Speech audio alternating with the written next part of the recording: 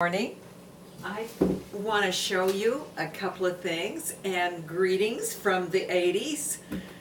And I have a subscriber that asked about something out in the garden, so I thought I would show you. But first of all, I have a skirt on today that has no pockets. And I don't like having no pockets, so my daughter crocheted me a pocket, and I think it's really neat. And I'm going to show you what I keep in my pocket that I just need all the time. One is a tape measure, and naturally here I need keys. When we actually lived in the country, what were in my pockets were a little bit different. I always had to have a knife because there was always the cutting of the bales and the strings and whatnot. So, but here, a measuring tape, in fact, I've used it already today.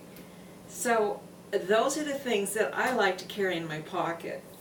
So now I'm going to, and I think it's sort of neat to have it so when I don't have something that has pockets on it, I can put a pocket on.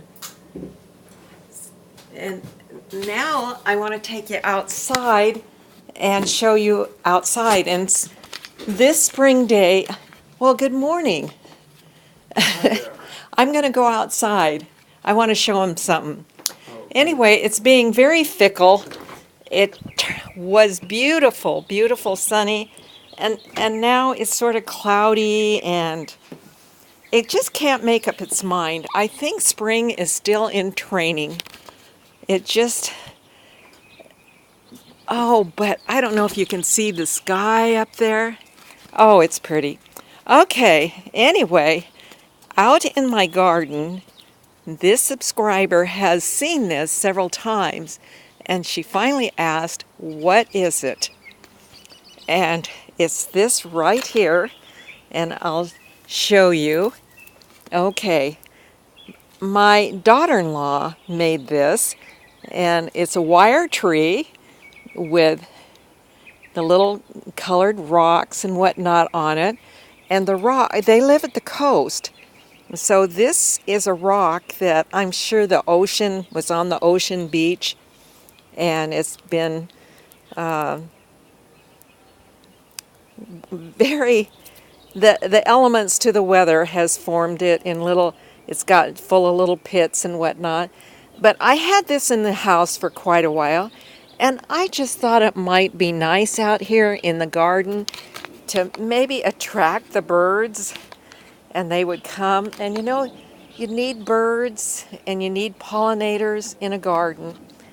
And also, I told you about the things, my feverfew and whatnot, that repelled the slugs and the snails.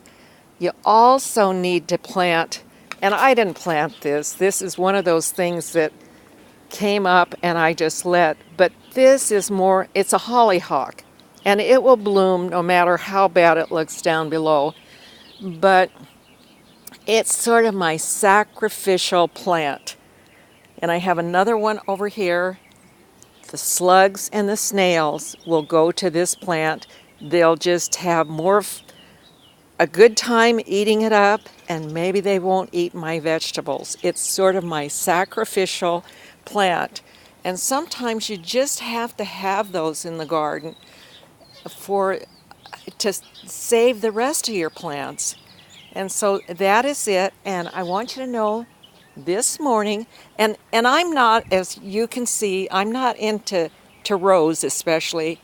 In nature, things don't really grow in rows, but I have to have some space yet to put my peppers, my eggplants, my okra, and I've got some more carrots I want to plant.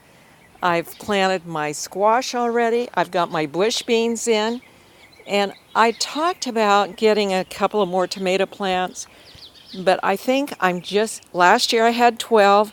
I'm just going to be satisfied with these 4, unless I get some volunteer tomatoes up, and then I'll make sure they're where they can grow too. So that's my garden today. And this is how we are surviving oh, and I'll show you my pretty yellow wildflowers that I think are so pretty that bloom each spring. You know, the chickens love these. If they were out, they would just eat them up completely. They wouldn't last very long at all. They are so yummy, evidently. So with that, I'll say have a good day.